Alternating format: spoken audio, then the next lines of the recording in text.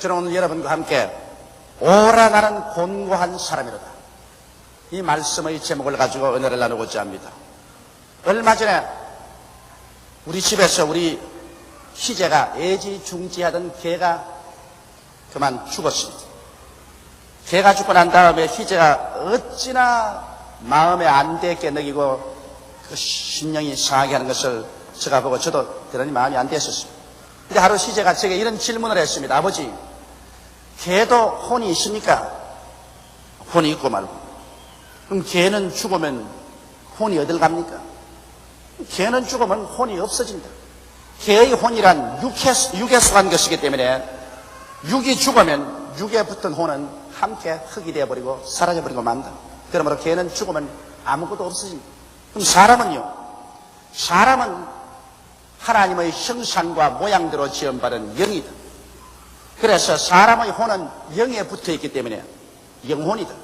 사람은 죽으면 육은 흙으로 변하지만 영혼은 영원히 산다. 자, 그런 해석을 해 주었습니다. 동물과 인간이 근원적으로 다른 점은 동물에게는 영이 없고 인간은 그 자체가 영입니다. 영이 마음을 데리고 우리 몸속에 살고 있는 것이 인간인 것입니다. 그러나 이것만이 동물과 인간이 다른 것은 아닙니다. 동물에게는 인간이 갖고 있는 양심이 없다는 것입니다. 그렇기 때문에 동물 세계에는 윤리니 도덕이니 이런 것들이 전혀 있을 수가 없습니다. 그러나 하나님의 형상과 모양대로 지음받은 인간은 양심을 통한 윤리와 도덕이 주어졌습니다. 또 그뿐 아니라 인간은 타락했기 때문에 육체 속에 죄악의 부패성도 동시에 들어와 있는 것입니다. 이러므로 인간은 벌써 그 자체가 운명적으로 자아분열의 고통을 겪게끔 되어 있는 것입니다. 인간은 천사처럼 살고 싶어하는 양심의 간절한 호소가 있어서 어찌한지 윤리적이고 도덕적인 인간이 되어 천사처럼 되고 싶은 간절한 소원이 있음과 정반대해서 또한 육체 속에는 죄악은 인간을 악마처럼 타락하고 죄악의 노예가 되게 하였고 끌어당기고 있는 것입니다. 이러므로 인간은 그 중간에서 천사도 되지 못하고 악마도 되지 않은 상태에서 정신적인 혹독한 고통을 당하고 있는 것입니다. 이러므로 사도 바울의 탄식은 바로 그러한 탄식입니다. 오라 나는 곤고한 사람이로다. 이 사망의 몸에서 누가 나를 건져내랴.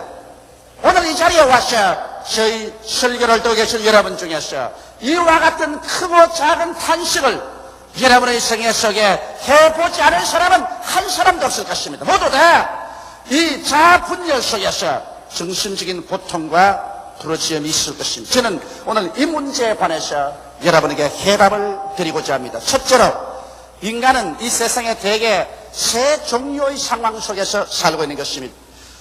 도덕적 양심이 육신을 지배하며 율법을 쫓아 사는 그러한 사람도 이 세상에 있습니다. 극히 소수이지만 그런 도덕적 양심이 강한 사람입니다. 이러므로 말미암아 육신의 정욕과 안목의 정욕과 이 세상 자랑을 누르고 다스리고, 그리고 자기는 최선을 다해서 도덕적이고 윤리적이며 의롭게 산다고 자부하는 사람인 것입니다. 물론 성경은 말씀하기를 의인은 없나니 하나도 없다. 모든 사람이 죄를 범하였으니 하나님의 영광에 이르지 못한다고 말하고 있습니다. 그러므로 진실로 의로운 사람은 한 사람도 없습니다. 그러나 이 사람은 그래도 자기 따라는 양심을 따라 살고 윤리와 도덕적으로 살아오기 때문에 의로운 사람이라고 자부하고 있는 것입니다. 자기의 행위가 이롭다고 생각하는 사람은 좀처럼 예수 그리스도를 믿지 않습니다. 나는 예수를 믿지 않아도 죄인이 아니다. 나는 믿지 않아도 구원을 받을 수 있다고 생각하기 때문에 오히려 자기의 적은 의로운 도덕적인 행위가 하나님께로 나아가는 길을 막아버리는 비극적인 존재의 사람인 것입니다. 그런가 하면 도덕적인 양심과 육신 사회를 방황하는 사람이 있는 것입니다. 한동안은 도덕적이고 윤리적인 삶을 사는가 하면 그 다음에는 육신의 정욕과 안목의 정욕과 이 세상 자락에 끌려가서 죄악의 주지 육림 속에 빠지기도 하는 것입니다. 이러므로 말미암아 자기 속에서 인격적인 분열 속에 심한 고통을 당하고 있는 것입니다. 마음의 죄책감을 가지고 자기가 죄인인 것을 알고 고민하는 사람인 것입니다. 이 사람은 자기가 죄인인 것을 시인하고 알고 있기 때문에 쉽게 예수 그리스도의 복음을 전가할 때 그는 예수 안에서 구원이 있는 줄 알고 손을 내밀어서 그 구원의 밧줄을 잡고 신앙 속에 들어오는 체험을 하는 사람인 것입니다. 대개 오늘 예수 믿고 나오는 사람은 이런 유의 사람들이 예수를 믿고 나오는 것입니다. 그런가 하면 완전히 여기에 버림받은 사람 됐습니다. 도덕적인 양심을 저버린 동물과 같이 되고 악마와 한 사람이었으면 이런 사람은 오직 그 마음속에 탐욕만 있을 뿐 의와 진리와 사랑 같은 것 있을 수가 없습니다. 이런 사람은 누구냐? 세계 제2차 대전을 일으켰던 독일의 히틀러 같은 사람, 수많은 동족을 살해한 스탈린 같은 사람, 모택동 같은 사람, 김일성이나 김정일이 같은 놈, 이런 유의 사람들은 동물화되고 완전히 그 마음이 악마화되어서 그 속에 양심이라든지 윤리나 도덕이라는 것은 수라도 찾아볼 수 없습니다.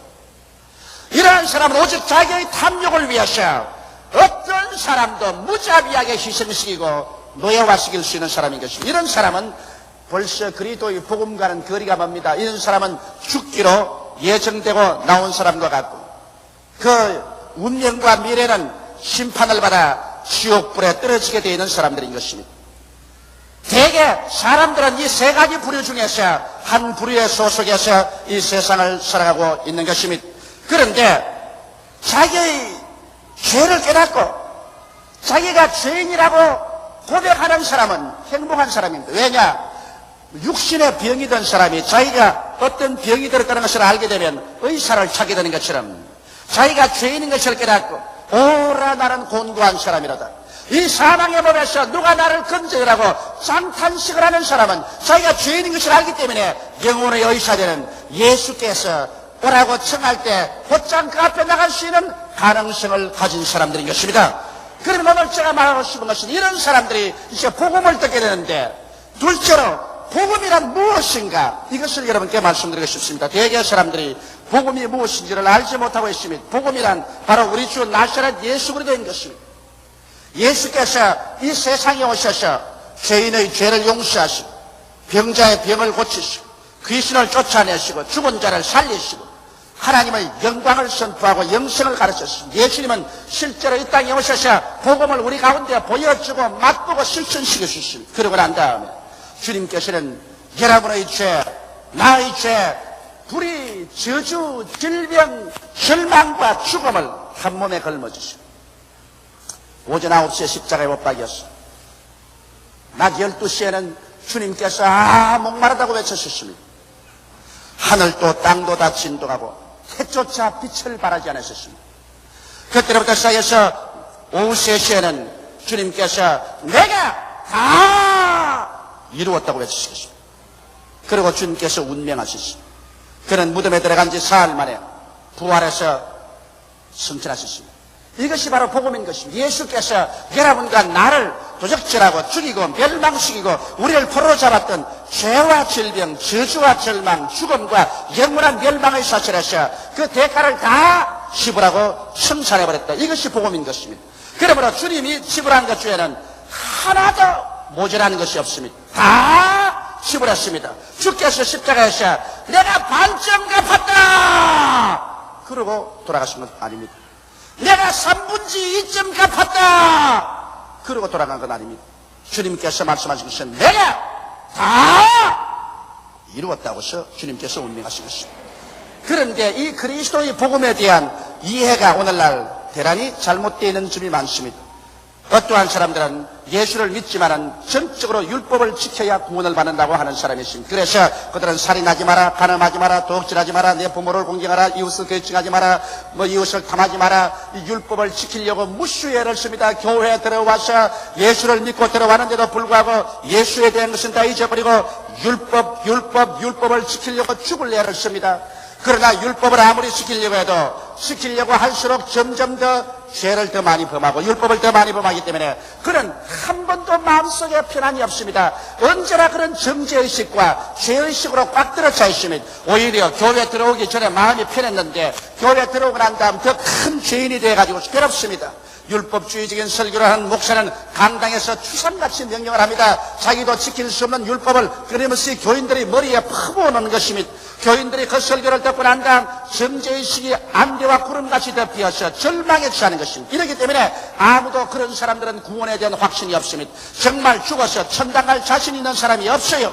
제가 과거에 한국에서 부흥회를 많이 다닐 때 종종 부흥의 설교 중에 그런 질문을 합니다. 기도 순서를 맡아서 강단에 앉는 장로님을 보고서 장로님 오늘 저녁에 세상 끝이면 천국 갈 자신 있습니까? 그러면 장로님이 고개를 떨어뜨리고서 개면쩍게 웃으면서 목사님 죽어봐야 알죠. 그러면 권사님 어떻습니까? 아이고 죽어봐야 알죠. 내가 어떻게 알아요? 모조리 죽어봐야 합니다. 죽어봐서 뭘 합니까? 지옥과 있다는 것을 알게 될 것입니다. 왜? 이 땅에서 구원받은 것을 모르는 사람이 죽어봐야 안다는 것은 그것은 벌써 틀린 것입니다. 왜 그러냐? 율법주의적인 그 사상 속에서 언제나 나는 죄인이다, 나는 못한다는 절망에 처했기 때문에 이러한 사람은 구원을 받지 못하고 있습니다. 복음에 대한 잘못 이해인 것입니다. 또 어떠한 사람들은 예수님 믿어서 은혜도 받고 그리고 율법도 지켜야 되는 것입니다. 예를 들어 말하면 제가 한 1천억의 빚을 졌습니다. 1천억의 빚을 졌으니 도저히 내 힘으로 갚을 수가 없습니다. 그런데 우리 아버님이 오셔서 내가 너 1천억을 갚아주마. 그럴 때 내가 1전짜리를 내놓고 난 다음에 그 1천억을 아버지가 다 갚으면 어떻게 해요? 내 1전하고 도와드릴 테니까 좀 받아십시오. 그래서 아버님께서만 내 빚을 갚은 것이 아니라 나도 1전을 도와서 갚은 것이니까 나도 빚 갚았다고 자랑하면 합시다. 그런다면 우리 아버님께서 나를 보고 아주 안 잊고 계시할 것입니다. 1천억을 갚아주는데 1전을 내놓고 난 다음에 자기도 빚 갚았다고. 그렇다면 아예 안 갚아주는 것은 빚은 니 다 갚아라. 그렇게 하고 말 것입니다. 아예 은혜면 전적으로 은혜고 율법이면 전적으로 율법이지 은혜도 아니고 율법도 아닌 것은 복음이 아닌 것입니다. 이러므로 예수도 믿고 율법도 지켜야 구원을 받는다는 이것은 대단히 잘못된 것입니다. 그러면 어떤 것이 참 복음이냐? 전폭적인 신앙, 오직 믿음으로 구원받는 것. 즉 죄를 지었음에도 불구하고 못났음에도 불구하고 버림을 받아야 마땅함에도 불구하고 죄를 지은 그대로 못난 그대로 빈손등 그대로 남아서 예수를 믿기만 하면 예수의 공로로 말미암아 그대로 구원받는 것이 복음인 것입니다. 거기에는 수도 보탤 것도 없고 뺄 것도 없는 것입니다. 예수께서 내가 다 이루었다 하실 때 주님께서는 전혀 하나도 남김없이 다 이루어버린 것입니다. 우리의 과거의 죄, 현재의 죄, 미래의 죄를 주님께서 십자가에서 하나도 없이 깡그리 다 청산해버리기 때문에 오직 우리가 구원받는 것은 믿음 하나로 가지고서 받는 것입니다. 남녀, 노유, 빈부, 귀천, 학식, 무학식, 동시양인을 말론하고 오직 예수를 믿음으로 그 자리에서 무조건 전적으로 선물로 구원을 받는 것입니다. 이것이 복음인 것입니다. 여기에 조라도 나의 율법적인 행위를 보태거나 그렇지 않으면 예수 그리스도의 은혜를 빼면 그 사람은 복음에 가입할 자격을 잃어버리는 것입니다. 갈라디아 사람들이 예수 그리스도를 믿으면서도 환례를 받고 토요일날 안식을 지켜야 구원을 받는다고 말할 때 바울 선생이 탄식해서 말하기를 갈라디아 사람들아 내가 너희에게 일한 것이 헛되게 될까 두렵다고 말한 것입니다. 율법의 하나를 지키는 사람은 율법 전체를 다 지켜야 되는 것입니다. 예수님께서 오신 것은 여러분과 내가 죄짓고 불의하고 추악하며 버림을 받아야 마땅한 인생이 된 것을 보고 불쌍히 여기셔서 우리 힘으로 절대로 죄의 빚과 사망의 빚을 갚을 수 없으므로 주님께서 대신해서 십자가에서 다 청산해 주었기 때문에 오늘날에 와시는 남녀, 노유, 빈부, 귀천할 것 없이 오직 믿음으로 말미암아 나오면 여러분의 과거가 어떤 상관할 필요 없이 무조건 하고 그 자리에서 예수 믿음으로 구원을 받아버리고 하나님의 자녀가 되어버리고 마는 것입니다. 굵은 죄, 적은 죄, 많은 죄, 작은 죄, 큰 죄, 조그마한 죄 주님께서 상관하지 않습니다. 인간은 그것을 따지지만 주님께서는 그것 상관하지 않고 무조건 주께서 바라보시는 것은 믿음 하나만 바라보시는 것입니다. 믿기만 하오, 믿기만 하오, 믿으면 오늘 이 시간에 구원을 받게 되는 것입니다. 그러면 셋째로 구원받은 자의 고민에 관해서 말씀을 해드리겠습니다. 구원은 받아 하나님의 자녀가 되었습니다. 무조건 예수를 믿어 하나님의 자녀가 되었으니 이젠 자녀답게 살아보자. 구원받은 사람에게 답게 살아보자. 이것이 이제 모든 사람의 가슴 속에 우러나오는 소원인 것입니다. 나도 이젠 예수 믿고 하나님 자녀가 되었으니 자녀답게 살아야지. 구원받은 사람이 살아야지. 그래서 한번 율법도 지켜봐야지. 율법을 지킴으로 구원을 받는 것이 아니라 무조건 구원을 받아 놓았으니 이제 율법 좀 지켜보자. 그래서 하나님께 사랑받는 자녀가 되어보자. 하나님께 귀함받는 자녀가 되어보자. 나 같은 자녀라도 사랑받고 귀함받는 자녀가 있는가 하면 천덕꾸러기로 미움 갖고 쥐어박히고 욕을 얻어먹으면서도 자녀는 역시 자녀인 것입니다. 그런 자녀에게는 큰 이익이 없습니다. 똑같이 하나님의 자녀이지만 하나님의 사랑을 받아 하나님께서 은혜와 축복을 부어주는 자녀가 있는가 하면 하나님께서 자꾸 채찍을 때리시고 꾸짖으시고 주님께 늘 꾸중을 들어 이렇게 사는 자녀도 있는 것입니다. 이러므로 여러분 우리는 하나님을 믿었으니 이제는 하나님을 기쁘시게 하고 하나님 자녀에게 살아보자. 그렇게 생각하고 마음에 결심을 하고 이제는 율법을 지키며 윤리와 도덕적인 생애를 살려고 애를 써볼 때 막간당의 악의 세력에 기가 막힙니다. 내가 잘 믿고 잘 살아보려고 할수록 더 많은 죄가 드러나고 그리고 매일같이 내가 짓는 것은 죄요. 하나님 앞에 설 때마다 회개하고 탄식할 밖에 생겨나지 않습니다. 로마서 7장 18절에 보면 내 속 곧 내 육신에 선한 것이 거하지 아니한 줄을 아노니 원함은 내게 있으나 선을 행하는 것은 없도다. 바울도 말하기를 원하는 것만 내게 있지 행위로서는 내가 하나도 선한 행위를 못한다는 것입니다. 로마서 7장 21절로 24절에 바울같이 위대한 사도도 이렇게 외쳤습니다. 그러므로 내가 한 법을 깨달으노니 곧 선을 행하기 원하는 나에게 악이 함께 있는 것이로다. 내 속사람으로는 하나님의 법을 즐거워하되 내 지체 속에 다른 법이 내 마음의 법과 싸워 내 지체 속에 있는 죄의 법으로 나를 사로잡아오는 것을 보는도다. 오라 나는 곤고한 사람이로다. 이 사망의 몸에서 누가 나를 건져내랴. 이 얼마나 비극적인 탄식인 것입니다. 내 마음으로는 하나님을 사랑하고 하나님을 섬기고 하나님 뜻대로 살고 싶은 간절한 법이 있는데 이 육신 속에 죄의 법이 일어나서 이 마음을 사로잡아 결국 죄짓게 한다는 것입니다. 그러니 오라 나는 공부한 사람이다. 누가 이 사망의 법에서 나를 건져내랴. 여러분 오늘날 여러분과 내가 취한 것이 그것 아닙니까? 예수를 믿고 구원을 받고 난 다음에도 울어도 못하고 힘쓰도 못하고 애쓰도 못하며 결심해도 안 되는 것을 압니다. 노력하면 노력할수록 자꾸만 죄만 더 짓고 넘어지고 쓰러집니다. 어찌해야 될까? 마음에 탄식을 한 사람이 많습니다. 나는 거기에 대해서 여러분에게 해답을 드리고자 합니다. 넷째로 성결은 성령님의 힘으로만 된다는 것입니다. 은혜로 값없이 구원을 받았으나 자녀다운 행위는 내 힘으로 안 된다는 것을 예수 믿는 사람은 다 알게 되는 것입니다. 자녀는 자녀지요. 훌륭한 자녀도 자녀고 죄를 지는 자녀도 자녀고 못된 자녀도 자녀고 쩔름발이 자녀도 자녀인 것입니다. 일단 예수를 믿은 이상 여러분과 나는 모두 다 자녀가 된 것을 아시기 바랍니다. 하나님의 아들들이 된 것입니다. 그것은 믿음으로 값없이 된 것입니다. 그러나 믿고 난 다음에 더 훌륭한 자녀, 위대한 자녀, 사랑받는 자녀, 모범된 자녀, 축복받는 자녀가 되기 위해서는 우리가 더 이제는 법을 지키면서 살아야 되겠는데 이것이 우리 힘으로 안 된다는 것입니다.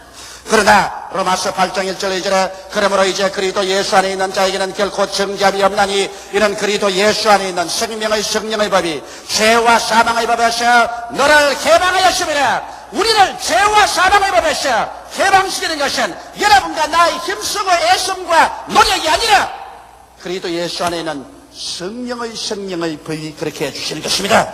성령의 역사 아니고는 여러분과 내가 죄의 법에서 해방될 수 없습니다. 우리는 과거 일정 36년 동안 일본의 무단 정치하에서 무서운 압박과 고통을 당한 것입니다. 그 강력한 무력을 배경으로 해서 한국을 점령하고 36년 동안 총독 정치를 했습니다.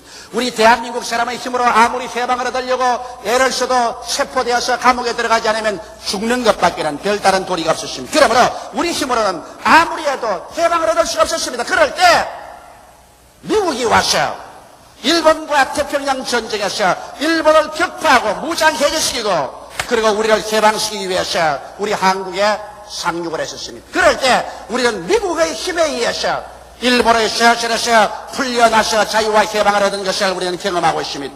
이와 같습니다. 우리가 죄와 사망에 묶여있는 이상 인간의 힘과 노력으로 아무리 애를 써도 인간의 힘으로는 이 죄와 사망의 몸에서 풀려날 수가 없습니다.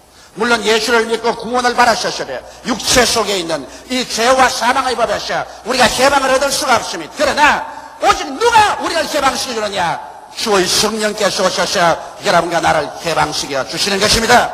이렇기 때문에 우리가 예수를 믿자마자 하나님께서는 보혜사 성령을 여러분과 나의 속에 넣어주시는 것입니다. 우리가 예수 믿자마자 성령은 우리 속에 와 계셔서 성령이 우리 영의 눈을 열어주시고 영의 귀를 띄워주시고 그리고 영의 마음을 주셔서 하나님을 사모하게 만들고 기도하게 만들고 설교 듣고 성경을 읽게 만들어주는 것입니다. 이러므로 우리가 죄와 사망의 법에서 해방을 얻기 위해서는 이제 하나님께 예수 이름으로 간절히 간구해서 성령으로 충만하게 해달라고 기도해야만 되는 것입니다. 저는 매일같이 아침 일찍 일어나서 1시간 이상 기도하지 않고는 저 개인의 생애 속에 성령 충만을 체험할 수가 없어요. 하루 1시간 이상 기도하면 성령 충만을 체험할 수 있고 성령의 능력으로 말미암아 죄와 사망의 권세를 이길 수가 있는 것입니다. 성령을 성경에는 보혜사라고 말했는데 보혜사라는 그 말의 의미는 우리 곁에 부름을 받아 우리를 돕기 위해서 와 계신 분이라는 것입니다. 여러분 성령은 우리를 돕기 위해서 와 계십니다. 로마서 8장 26절에 성령도 우리 연약함을 도우신다고 말한 것입니다. 이러므로 성령께서는 여러분과 나를 도와주기 위해서 와 있는데 도와주기 와 있는 성령님께 도움을 청하지 않고야 어떻게 여러분께서 승리로운 삶을 살 수가 있겠습니까? 오늘 성령께서 여러분과 내 힘으로 우리가 죄와 사망을 이기고 살 수 없다는 것을 알기 때문에 여러분과 나를 돕기 위해서 와 계심으로 우리는 시시각각으로 성령님을 인정하고 환영하고 모셔드리고 의지해야 되는 것입니다. 그리고 우리 연약함을 도우기 위해서 하기 때문에 성령이여 이 죄악을 못 이기겠습니다. 도와주소서. 이 유혹을 못 이기겠습니다. 도와주소서. 성령이여 나는 기도가 안 됩니다. 도와주소서. 전도가 안 됩니다. 도와주소서. 성령을 모르겠습니다. 도와주소서. 성령은 여러분과 나의 연약함을 도우기 위해서 여러분 속에 와 계시고 여러분 곁에 와서 계신 것입니다. 이러므로 성령의 도우심을 받으면 여러분 우리는 해방될 수 있는 것입니다. 제가 과거 세례문에 있을 때 하루 300명 물로 침례를 보는데 존 허스턴 목사님이 나를 도우기 위해서 옆에 와 계셨습니다. 내가 한 150명 세례 베풀고 너무 지쳐서 입술이 파래졌을 때 저 목사님 도와줄게 나와 내가 들어가서 대신해 줄겠는데 내 속으로 내가 너보다 더 신령하지 네가 뭘 신령해 내가 다 물 침례 베풀어야지. 그래서 그 도움을 안 받고서 고집을 부리고 내가 교만으로 그건 다 침례 베풀고 난 다음 그날 저녁 구웅에 열 때 통역하다가 그만 심장이 아파서 쓰러져 버리고 마는 것입니다. 그때 쓰러지고 난 다음에 10년 동안 어지럽고 땀나고 심장이 뛰고 한없는 고통을 당했습니다. 그때 도와주기 위해서 와 있는데도 불구하고 내가 겸손하게 그 도움을 받았더라면 그런 고생 안 했을 것인데 고집으로 교만으로 그 도움 안 받았다가 쓰러지고 마는 것입니다. 오늘날도 성령은 우리를 돕는 자로서 우리의 연약함을 도와주기 위해서 와 계신 것인데 성령의 도움 청하지 않고 내 힘으로 기도해보자, 내 힘으로 전도해보자, 내 힘으로 이렇게 살아보자, 내 힘으로 윤리와 도덕적으로 살아보자, 내 힘으로 마귀와 싸워서 이겨보자. 그러다가 납작하게 되어버리고 마는 것입니다. 그러므로 오늘 하나님께서 우리를 고아와 같이 버려놓지 아니하고 성령을 보내셨사오니 여러분께서 성령님을 인정하고 환영하고 모셔드리고 의지하며 여러분의 생활 속에 시시각각으로 성령의 도움을 받게 되시기를 주 이름으로 축원합니다.